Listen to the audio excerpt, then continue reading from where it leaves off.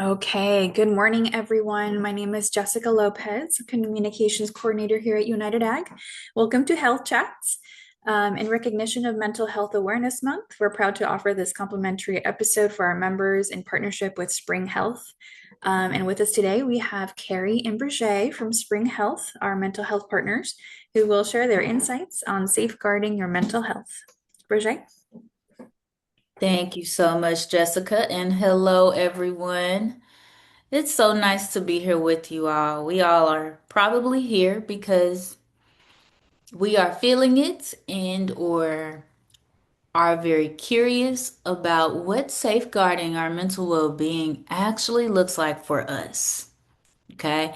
We might have some idea of how we show up for others or um, some things that might be trending online, but today I hope that we can really ground in the idea that this is for us before we can be there for others. Okay? My name's Brigitte. I'll be leading us through the physical or the clinical portion of our conversation, and then I'll pass the mic to my friend Carrie. Now, if you are very, very curious about Spring Health and you're wanting a jump start, you can go ahead and scan that QR code. There is where you're going to see what the Spring Health experience looks like. Carrie will speak to it a little bit later, but you can go ahead and scan and bookmark, come back to it later, or explore as we go. All right? With that being said, I'm going to share just a little bit more about myself and why I get to be here. And as I do, I'd love to get acquainted with you all. If you are hearing an echo, maybe log off and log back on. Make sure that you have only logged on to one Zoom window and not two. I think that's how we should navigate the tech issues with audio. But if you log off and come back, we'll save your spot. Okay. So let's start with a bit of an icebreaker. Share in the chat where you're joining from, and I know it might be like 10 a.m. where you are. So please share your favorite cool or warm beverage to start the day with. Okay, what's that? Because that's a form of self-care. That's a form of safeguarding our mental health. We're starting with a safeguarding activity, a ritual, a routine. Okay, what is that for you? In the chat, where you're joining from, favorite cool and warm beverage to start the day with. If I were to answer that, I'd say I'm in Texas and I enjoy starting the day with something warm, warm tea or warm lemon water. Mostly a tea girl, though. I don't know. It's something so comforting and gentle about starting my day with tea, right? Where I can be reminded that I do have to move slow because I cannot gulp it, right? I don't want to spill hot tea on myself, so I have to move slow with my cup and shuffle around the house instead of run. What's that for you all? Go ahead and put it in the chat. As for my background, I've been working here at Spring for almost 5 years now, and as a mental health um, advocate, wellness, in social spaces, all of that good jazz, just in the field of mental health for about 15 or a little bit more than 15 years now. So, really, really enjoy it. Today, I specialize in the study and embodiment of holistic wellness.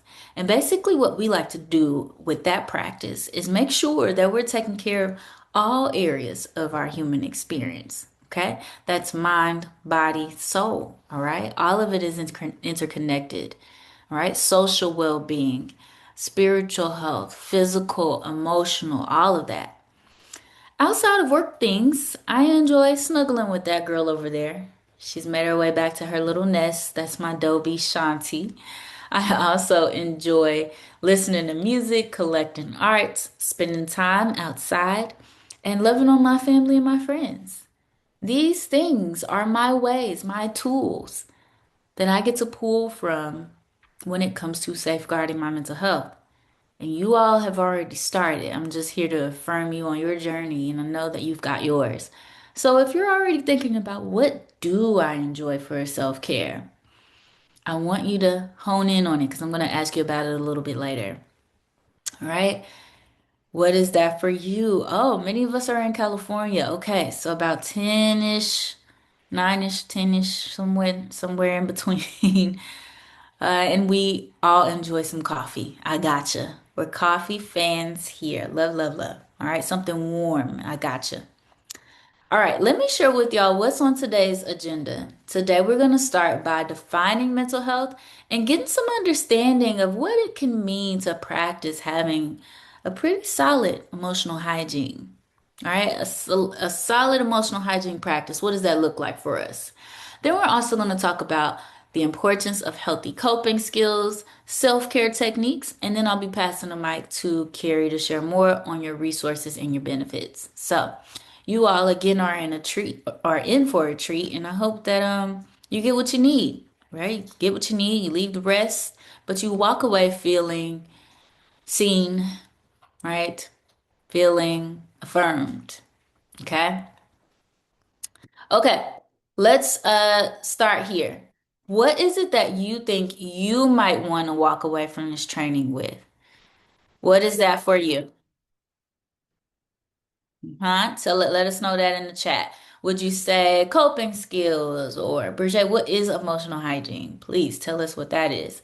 Or tips and tricks for supporting myself. How do I show up for others? Let us know. What is that in the chat? What is that for you?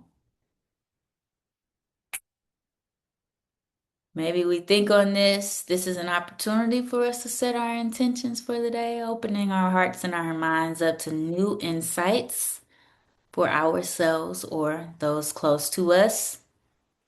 What is it that you need? Just take a deep breath here. And a deep breath out. Think about what's been going on today, this year. What kind of break do you need? How might this session serve as a break for you?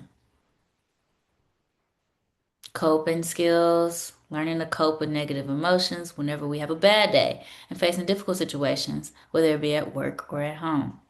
hmm I'm hoping to learn how to cope with overthinking and dwelling on things that I can't control. I feel that. Thank you for sharing. Anything else, y'all? Balance between pleasing others and their expectations. Okay, so just like showing up, but then also boundaries. I got you. Developing safety notifications for our staff. That's good. That's inner work that supports others, right? Mm-hmm. I would like to learn about some tips and tricks for coping skills. What is emotional hygiene? All right. Well, let's go there. And then we had a friend that said, all of the above. Are you kidding me? Give me it all. I'm here for it all. Okay. If you got pens and paper, notes and things, take it out because we're gonna drop some gems today. We're starting here with what is mental health. We have to start from the basis. So please share in the chat. Um, what is one word you would use to describe mental health? Please share that in the chat.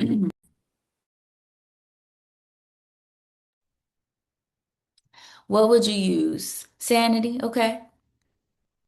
Mm-hmm. I might say it's clarity. It's care, okay. I say it's clarity because when I think about my own experience as a client, not the therapist, or maybe both, but speaking for myself, things become much more clear. It makes sense. The feels, the responses, the reactions, the triggers, they all start to make sense when I take the time to care for myself, to take a break. Peace, balance, positive thinking. Yeah. I'm going to explain it a little bit more for us. Check out this description here based on what the World Health Organization gave us. They state that this is a state of well-being in which we will all realize our own potential, can cope with normal stresses of life, work productively, and contribute to our communities and our teams. Everything that you all said there. But I think that there's something important to recognize is that this wellness approach or approach to our wellness is a bit of a journey. Up until now, we might not have always known what was coming up for us or why or how to make sense of the feels, the thoughts, the experiences, and our responses. And we get to a point where moving through life in a maybe unregulated way or an unclear way just doesn't serve us anymore. So then we take action. We pick up that self-help book. We go to this training. We listen in with our friends. We're talking openly about what's coming up for us and recognizing we're not alone. And then we decide, you know what? I want something more. I want something different. I want to feel at ease more. I like how I feel when I lean into self-care. I like how I feel when I come from a yoga class. I want that as a lifestyle, right? So it is going to take us a little bit of time. It's a marathon, not a sprint. But the best part is we can do it. Place a 100 in the chat if that sounds good to you. This definition that this is a journey. We might not have known what we didn't know before, but we're on the way. We're on the way. And this is just your ability to process your thoughts, feelings, and experiences in a way that serves you without judgment, without the grief, without the fear, without the frustration. It's just grace. All of those emotions are necessary to teach us something about what we went through, what we're thinking, how we're feeling, but we don't stay there as long as you might think when it comes to taking care of our mental well being or leaning into a solid practice of our emotional hygiene. So let's get there. I see your 100s. Perfect. So, this is your ability to proactively, consciously have or create a practice of maintaining your psychological or your emotional health. Okay? Your emotional hygiene is the proactive daily practice that you put into place that supports how you want to feel and how you want to think and how you want to move and experience your day or your lives, covering your emotions, your mental wellness, your physical, your psychological, your social, all of that, your spiritual. Okay? Even when it comes to stress or rejection or failure or all those things. Right? So now let's talk about the practice in itself. What we're doing with this is we're gaining or building emotional awareness, starting off by how we identify what's coming up for us. You ever have a day that just didn't feel right and you were able to say, you know what? I'm not feeling so great today. 200 in the chat. Let's see, how many of us have ever been able to notice that we just weren't feeling so great? You know that saying where they say you woke up on the wrong side of the bed? Or that didn't sit right with me? Or this is disrupting my spirit for its old souls? Yeah, that's emotional awareness. We've always been doing this. Our parents, guardians, ancestors have always been able to say, I need a break, or I'm tired. Lots of times they were identifying mental well being symptoms as exhaustion. I'm only identifying with the exhaustion, so labeling it tired. So we've been doing this, okay? In this, we are also going to do our best to not ignore emotional pain. I know it could be a little heavy. It might feel like a daunting task to sit with this, to unpack it. It might feel like it might take you a long time and you just don't have the time. But guess what? It actually doesn't take us long to move through a difficult emotion as we think it might. Because all we're doing is asking, checking in with ourselves. How am I feeling today? And then taking a second to answer truthfully. Oh, I'm feeling sad. It's Mother's Day weekend and my grandmother's not going to be around. Mm, second Mother's Day without her. Yeah, I'm feeling sad. And in the process of not ignoring that emotional pain, we might say, you know what? I'm going to do something special that reminds me of her, that can honor her. Okay? In that, we're avoiding a catastrophizing. Using that same example, it's Mother's Day and this loved one is not around. I'm not going to claim that the day is going to be terrible. I don't want to do that to myself. When we catastrophize, the all or nothing thinking, the 0 or 100, everything is awful, the world is on fire. If when we do that, that requires a lot of energy and tension, physical tension in our body. Shoulders are up, jaws are clenched, wrinkles between our brows, fists might even be clenched. That's how it feels in the body to be in that space. If you don't want to be in that space, you can simply tell those thoughts to talk to the hand, not today. I actually don't want to go there. I'm not even going to welcome that and invite that in. It's not the energy I need today. And in that practice, you might also be practicing self care. Go ahead and put in the chat, what is your favorite form of self care? Put it in the chat for us. This can be grand, it can be small, it can be tiny things you do. What also might seem mundane to others is not. Okay? These are things that refuel you and your emotional energy tank. It refers to doing what is needed to look after yourself physically, mentally. So, physically moving our bodies, putting good things into our bodies, getting good sleep. Mentally, processing the thoughts, allowing them to come and go, acknowledging them without judgment. Emotionally, feel the feels. Okay? Regulate the feels, right? Socially, connecting with others because there's healing in community. Spiritually, coming back to center, finding your purpose, reconnecting with that, with your values, leaning into your spiritual or religious practice. Okay, hold on to all of these. I see you in the chat. Please keep them flowing if you have some. But I want you to think about what your self care things are. A couple of more here in this practice of creating a solid foundation for emotional hygiene is breaking the cycle. You all know you better than anybody else, right? And I break my cycle by challenging negative self talk, okay? Or coming down really hard on myself, pushing myself beyond my physical, mental, or emotional limits, whatever that might be. I cut that in half. I break that cycle because I know it doesn't serve me. Or when you get to a point where you're tired of being tired, right? And then you decide, actually, not today. And not, no, actually, I don't want that anymore for myself.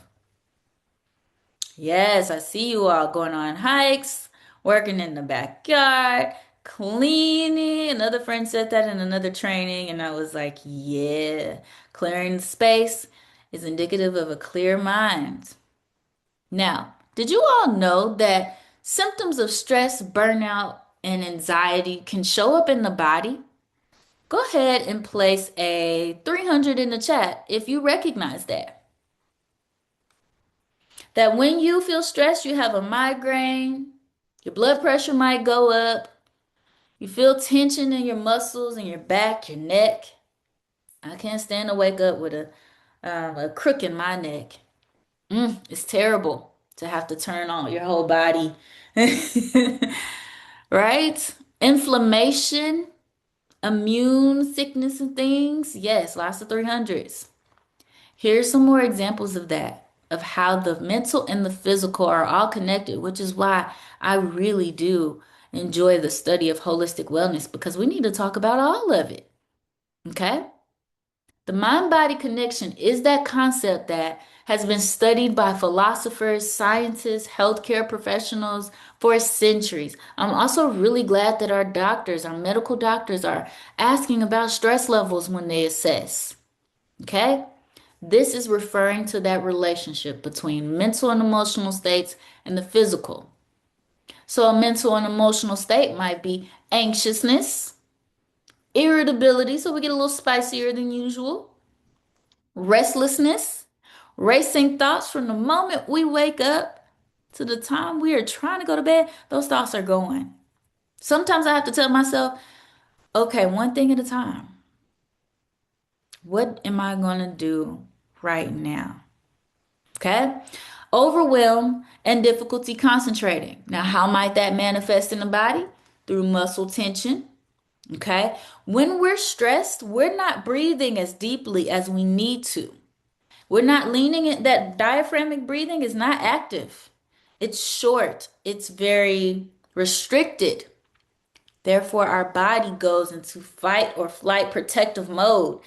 We kind of tense up, okay? Then we feel that mental tension when in the form of a migraine because we're stressed and we're not sending enough oxygen to our brains from deep breathing, relaxed breathing. Okay? Fatigue. You ever notice that after you have been really sad, you were so exhausted, or maybe vice versa, you were exhausted and you got sad? Just kind of that whole exhaustion, or thinking too hard made you exhausted? 400 in the chat. Sometimes working hard, stretching our brains, processing things, heavy things emotionally will make us tired. And all you want to do is go to bed. But you can't go to bed because your brain is still talking to you, right?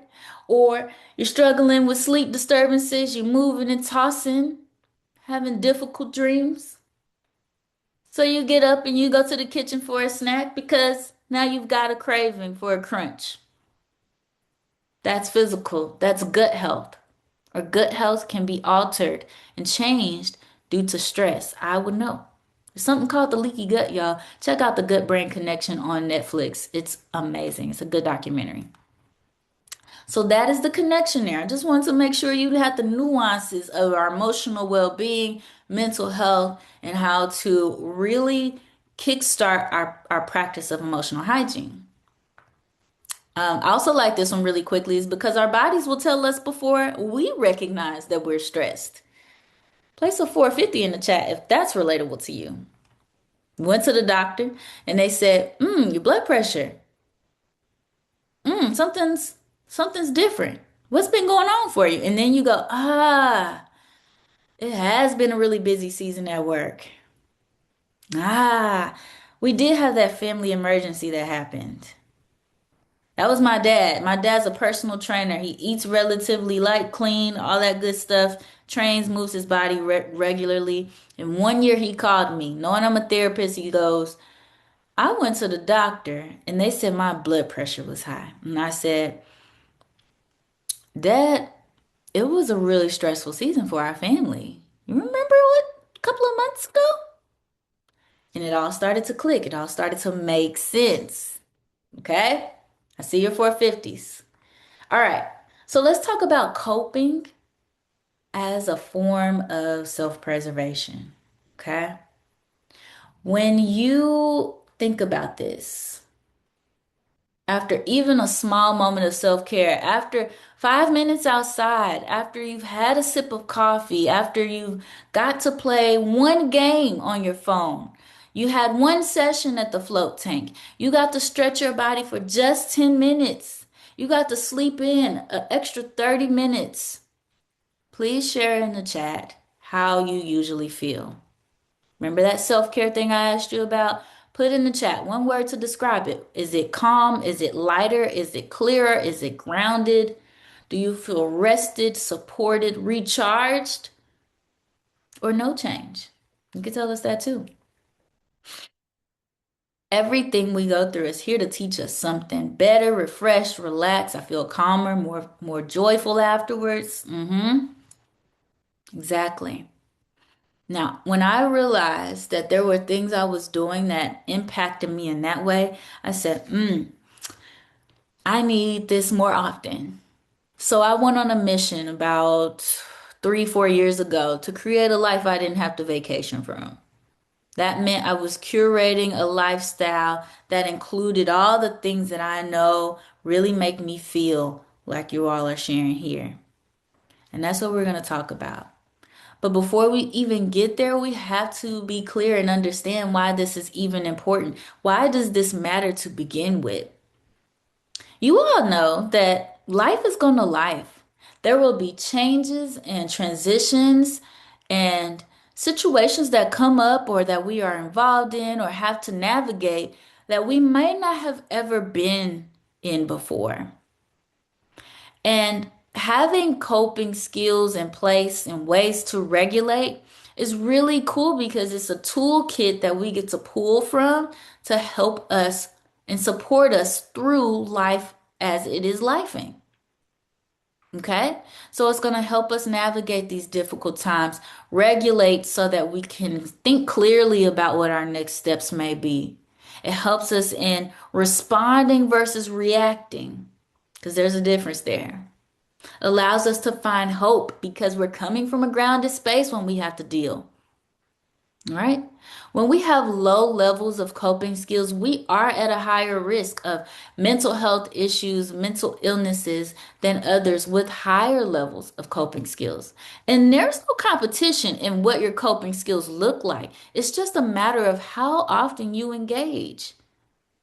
Are we using it for only an emergency procedure, or is this a part of our routine in some way or another? So that we get to lean in as often as necessary or that we need to.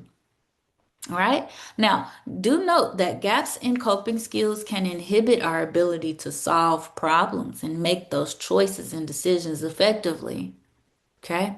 Work stress will not just disappear when we go home for the day. We've got to have our anchors at home. We've got to have our anchors at work. For me, an anchor serves as something that brings me back. For those of us that have been on a boat, know about how you have an anchor at the bottom of you set the anchor for the bottom of the boat or at the bottom of the sea, the water, and it keeps you in place. You drift a little bit, but never too far. You need that. We need that. That is essential. Okay. Here's some best practices. If you're like, Bridget, there's not enough time in the day for me to do all I need to do and then even consider something extra, even for myself. Here's some things you want to do. Acknowledge your feelings. When you feel uneasy, when you feel nervous, afraid, sad, scared, okay? Frustrated, when you feel heavy grief, when you feel some joy.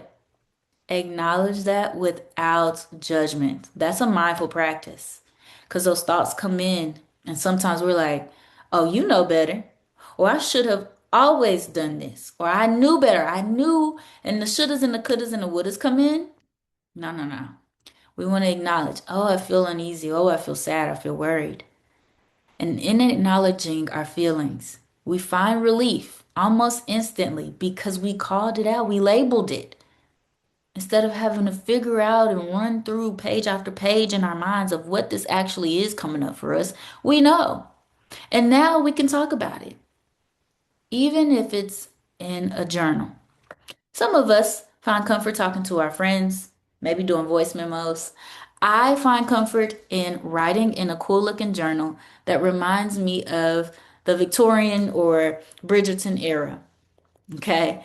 Doing that helps motivate me to really jot out the things, pour my little heart out, right? And then I feel relief and I allow that relief to turn into a little bit of joy. Joy is any little sparkle that you feel in the day that you can hold on to and always reflect on, right? We might even set some notifications. Maybe our day to day is way too busy and we do need a reminder. On our phones, we have functions, features where we can set up automatic reminders. I have a sleep mode. It activates at about 9:30. This just reminds me that it's time to wind down and I'm going to step away from the screens. Okay? And that stays from 9:30 till about 7:30, 8 the next morning. Just as a reminder. No, we don't need to be on our phones right now. It's okay. All right. Or this time is for me. No phones needed. I just need to recenter. Right? And take care, which is what we're going to talk about in a little bit. So if you're building some coping strategies, think about it in this way. We're being mindful. We're here in the present moment without the judgy brain. When you finally go for that walk you've been pushing off, do not come to yourself and say, oh, it's about time you went on this walk. That's not compassion. That's not empathy. Okay? Try your best with that. Reframe those negative thoughts. They'll come, and you can simply say, or we're doing our best. I should have known better, or I'm doing the best with what I had. Okay? Working on our physical because even if we relieve the physical stress, that can impact the mental tension. right? Imagine going to the doctor and you find out that you do have high blood pressure or your blood pressure's high, and that makes you anxious. Well, let's take care of our bodies in a way that can keep our blood pressure regulated so that we don't get anxious. So it happens bi-directionally. Focus on connection, being in community. It's nice to have people you can lean on and to not have to do it all by yourself. Review and establish what a boundary is, clear boundaries. We're going to talk about them, but let's be real. We need those. Everybody involved needs the boundary, right? It helps us be clear on what we need to do, how we need to do it, how we want to speak and move, and all of the things. It gives us clarity. And then engage in the problem solving. I know we like to shy away if we're afraid of confrontation, but problem solving is necessary, and you can do so in a way that serves everybody. All right. Uh, Next, I want to ask y'all about boundaries. I know this is a doozy, but please let us know in the chat what's one word that comes to mind when you think about a boundary. Does boundaries feel countercultural to you? Maybe you place a 500 in the chat if that's a yes. That you and your family dynamic, your culture, you all depend on each other in such a beautiful way, but how sometimes it can be hard to set a boundary with your aunties or your tias or your family members, your loved ones. You just don't know how to do that. How can I tell them, no thanks? I will not be eating that this week, this Mother's Day, or no thanks. I appreciate your input, but I've got it. Or no thanks, you cannot call me that nickname anymore, not in front of our friends. Right? Boundaries help us define who we are, and then they help us communicate and build positive relationships. They are clear and defined. Okay? These aren't us, or this practice of boundaries isn't where we build a wall to keep people out. It's where we show them the door in which to come in through. It's not black or white, there's some gray areas. Okay. Then I also want you to know that there are different types of boundaries that we might need. Physical, okay? Um, Verbal, emotional, time, okay? Um, all kinds of boundaries, right? So many. What else? Intellectual, financial, spiritual, or religious boundaries, right? So it's okay to have them. I remember when I was struggling to set a boundary with a family member, I went back to my therapist and she said, as another African American woman, she goes, Brigette, setting boundaries in our community is very countercultural. And I go, Psh, of course it is, because we are so enmeshed and supportive of each other in such a beautiful way that in hindsight, it can be really hard to create some individuality and some separation for what your needs are, and then to even feel comfortable communicating them. So I see your 500s. If you can relate to that, yes, please put your 500s in there. Or you might also say boundaries at work. Place a 550 in the chat if that's the one. That is hard to maintain and set boundaries at work because we do not want it to be perceived as though we are incapable or not competent in doing the work, that we don't have the same passions, or that this isn't for us, that we are so rigid. It's just that we want to make sure we can take care of ourselves so that we can do the job. Yeah. Okay. Thanks, y'all. I'm so happy to know that I'm not alone in this. Let's talk about how we can take some steps towards building boundaries. The first thing we want to do is reflect on our values. What is important to you? What are your values? Okay. Reconnect with those. Then you want to start small and build them up. This is new territory for us. We are not going to know how to set these right away. Start small so that it's not so overwhelming and it doesn't create any more anxiety than you might already feel about setting them. All right. Then you want to be consistent in your communication, right? Let it be known, hey, yeah, remember what we talked about? And I'll give an example. My brother, 25, just doing his thing, floating. And he'll pop up over my house without letting us know. And we welcome him in any and every time that he wants to come hang with us. But it's like, dude, I need you to call me. Let me know. I may be here, I may not be here, I may be on a call, I may be available. But you gotta call. So I know with him being my little baby brother, I still have to be consistent in my boundaries and communicating that. With work, I know that I work between these hours and I'll do my best if needed for something extra, but it has to be clear that I can't expand myself in these ways and still be able to show up and do the job in the ways that we all know and love or that is very effective. So you want to be consistent, okay? Then we want to try our best not to over apologize. This is that stress response that's it comes off as like people pleasing. It's called fawning, fawning. Okay. And this is where we're like, oh, I'm sorry, I can't, we get discouraged just to appease the other party. But no, we got to stand in this boundary and honor it ourselves.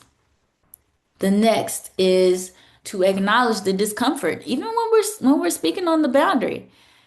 You can simply say something like, this is hard for me. As much as I want to do more and be everywhere, I simply don't have the capacity. Yeah, I know this is difficult. I'm willing to work with you on this, but I don't have the capacity to take on the full project.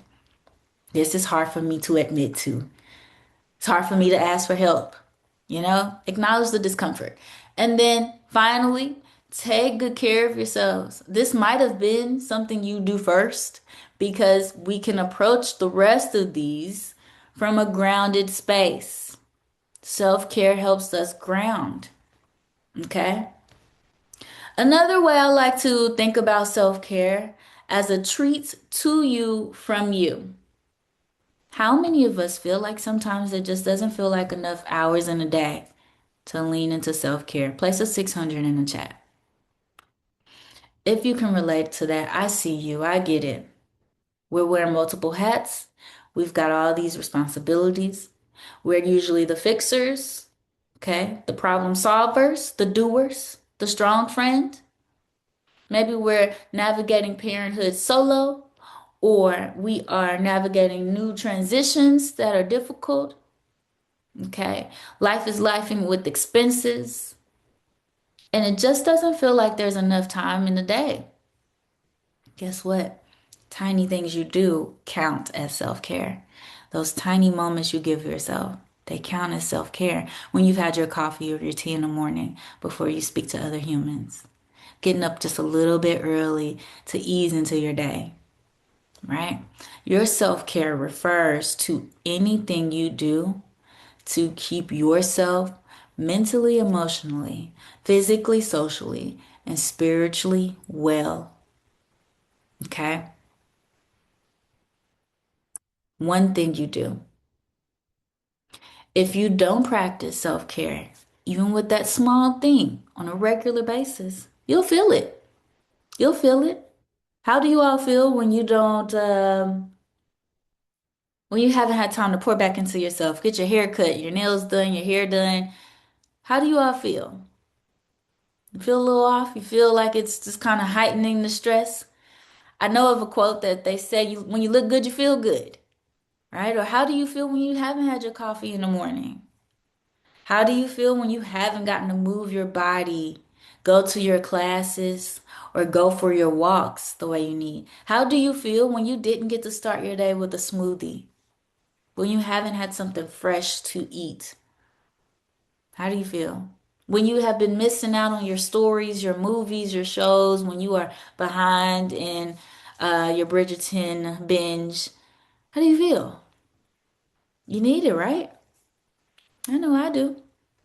Let us know, how often do you engage? Now that you know it can be something small and tiny, a little tiny moment. Let us know with this poll here. You can share it. I think it'll pop up on your screen, or you might share in the chat. What is that for you? We feel some twos. Yep. Twos frequently, but not daily. That's okay. Occasionally, seldom. We're just wanting this to be a regular practice. Okay? Regular. It can be daily because there are things you do daily. You brush your teeth, you wash your face, you do your hygiene daily. You might take your pup out on a walk. They have to go, so put your sneakers on so you can get your steps in. Right? It just requires a little bit of intention. It also requires a little bit of check in. Okay? You have to ask yourself sometimes, how am I feeling? What do I need? Did I skip lunch? When's the last time I went on a walk? It's a beautiful day. Have I had some water? Hmm. When was the last time I had some me time? When you ask yourself this, you can answer. Okay, you can answer intentionally, truthfully, and then give yourself, regulate with what you need. Preserve, lean into that self preservation with what you need. Now, for our friends that said, Bridget, it's just not enough time in the day, take a peek at this recovery menu. This is a breakdown of different things you probably are already doing, but it's broken down into bites. Okay? The appetizer is anything you can do under 10 minutes, 5 to 10 minutes, that gives you some relief. Decompress into your favorite playlist, sitting outside for just a few minutes, enjoying the sunshine, completing a short meditation, jotting down 3 things you're grateful for, just breathe and stretch break. That's an appetizer. Then you've got your main course. Your main course is going to be that longer, hardier one. Maybe that requires your nail appointment. Maybe that looks like going to lunch. Maybe that looks like a longer walk. Maybe it looks like trying a new recipe. Okay, doing a puzzle, spending time with friends. Then there are your sides. These are things you can enjoy while you're working and focusing on another task. This is probably my favorite because with work things going and lots of projects, I like to listen to music or a podcast while I'm working. I'll also open my blinds.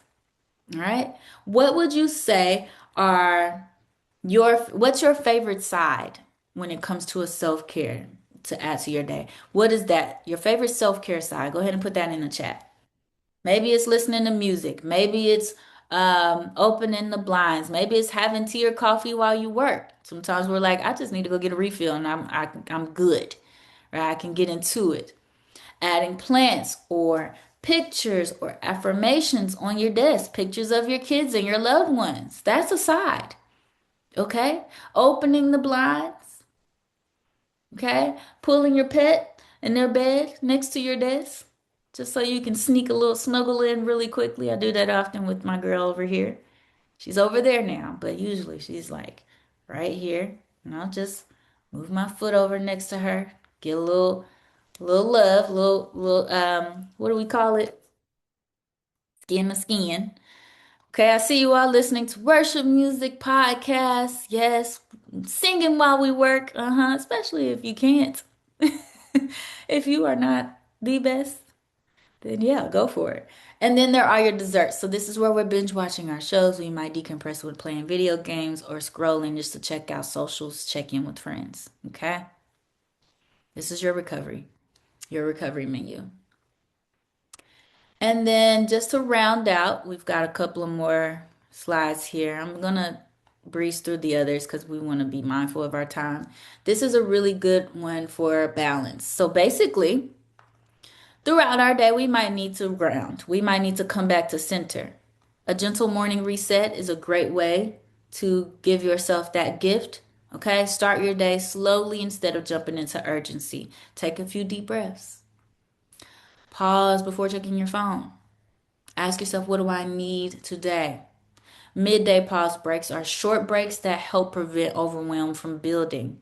Getting your refills, having your lunch, taking your lunch, stepping away for 5 minutes. Okay, resetting your mind and your body. A do less boundary. This reduces what's not essential. You ask yourself, is this a priority or can I postpone it? Can I delegate? And protecting your time and energy by doing that. Nourishing the body, very, very essential. It's hard to run on fumes. Okay, think about driving your car with no gas. You need some nourishment. Eat regularly, stay hydrated, choose foods that are grounding, sleeping. Okay, low efforts joy. Bring in small moments of comfort. Sunlight, a warm shower, your favorite show. and no pressure to be productive. And then an evening wind down. This will help you shift from go mode to relax mode. This is where I said I have that do not disturb automatic setting, and it reminds me, okay, limiting screen times, we're doing something calming, and we're reflecting gently on our day. Now, I know this might be new territory for us, so ultimately, what I want you to remember is that you have to give yourself grace. Okay? We're aiming for progress over perfection. Right? This might be new territory, and we didn't get a prerequisite before we left the womb. So, if that is the case, give yourself grace. You might fall, you can get back up again. Right? What's the song? Dust yourself off and get back up again? Yeah, we could do that. Easy peasy. Now, I want us to practice with a grounding exercise, and then I'm going to let you hear more about your resources. Okay? This one is called 5, 4, 3, 2, 1 grounding. Go ahead and get comfy in your seats. Place your feet on the ground, maybe hands on your lap, up or down, right? Down for grounding, up for energy to receive. And now we're just going to think about 5 things that we can see. Go ahead and look around you and think of, maybe even put in the chat, 5 things you can see. I can see the lights. I can see dust on my computer. I see my journal, right? I see my keyboard. I see my phone, right? 4 things we can feel. This is where we're tuning in to what's happening in this moment. I feel my weight, the weight of my body on this chair. I feel the ground below my feet. Okay, I feel my clothes on my body. I feel the rise and the fall of my tummy with every inhale and exhale. All right. What is 3 things we can hear? I can hear Shanti scratching. I can also hear the buzz of the charging dock. And I can hear a plane going by. All right. 2 things you can smell. Uh-oh. 2 things you can smell. The aromas from earlier. Had a candle going. And then I can also smell my tea. And the final one here is 1 thing you can taste. Tea. Okay? Or 1 thing you're grateful for. This is a way to come back to the present moment. When you feel like you've been drifting into the future a little bit or stuck in the past with that sadness, this is how you can anchor and come back. Because it's like a gentle nudge that brings you here, that reminds you of what's happening in your immediate vicinity. What is happening within touching range, arm's length. That's the present moment. Okay? All right, y'all. I hope that this was a good one for you. If so, go ahead and place an 800 in the chat. I'm going to be passing the mic now over to Carrie to share more with you about your resources. You can also share your favorite takeaway.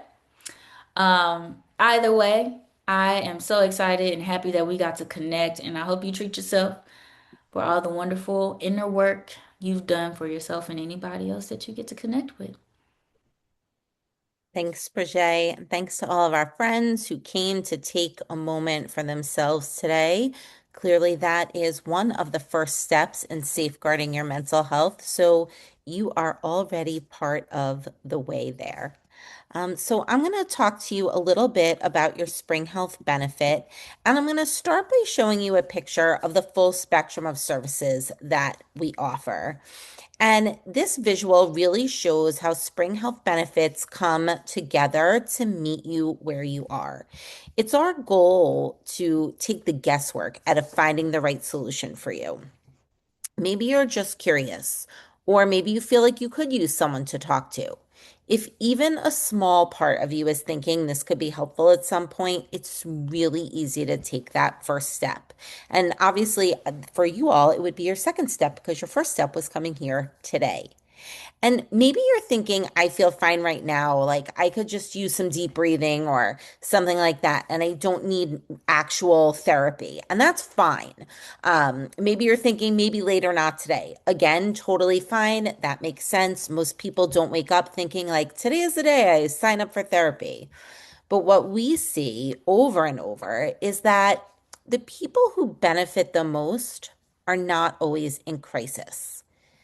It's people just like you who are dealing with real everyday things. And that could be things like stress or sleep issues or just feeling the tiniest bit off. And they want some support that's going to actually fit into their life. It's really about having something that's available before you need it and you're not scrambling like later down the road when you do actually have a small crisis or even a big crisis that you need to deal with. So, I want to dive into this a little bit more with you and talk about what we offer. And the first thing I'm going to talk about is therapy. So, this is confidential support, it's there when you need it. Colleagues and their household members have access to 10 no cost therapy sessions per calendar year.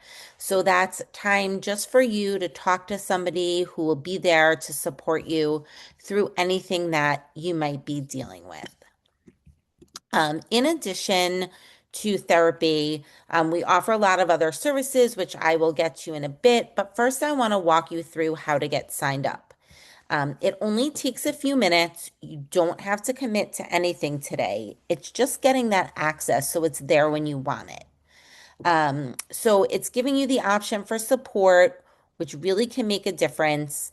So let's walk through those steps together.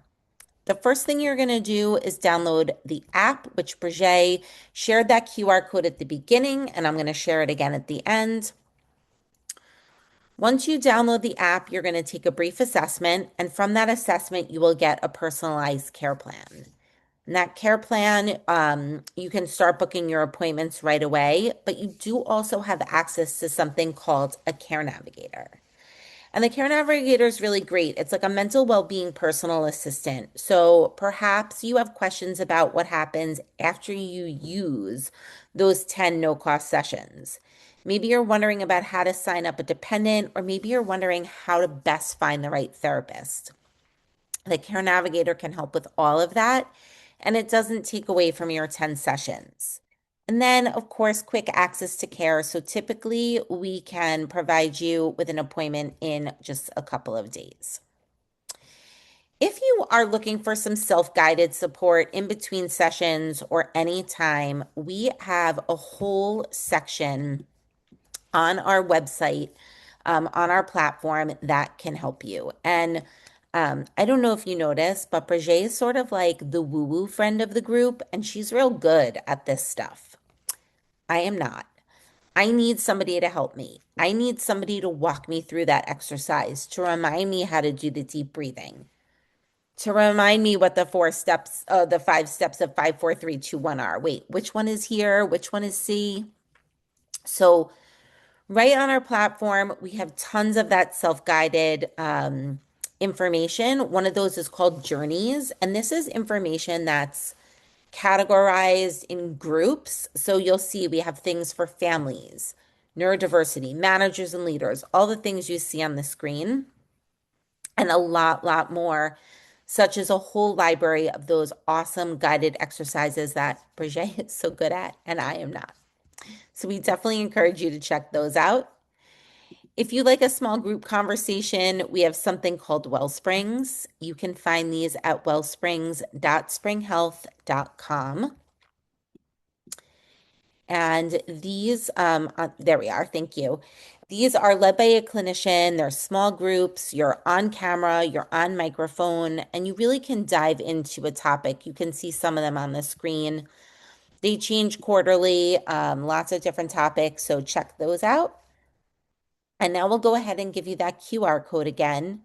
You can scan it with your smart device or go to unitedag.springhealth.com to get started. And I see we have a couple of minutes left. So before we close out, just wanted to see if there's any additional questions. You can drop them in the chat. We're happy to answer those, but we'll turn it back over to you all to close it out. Thank you so much, Carrie and Brigitte. That was a wonderful session. I really enjoyed hearing it. And I guess we'll give it a minute to see if there's any questions that come in before some announcements.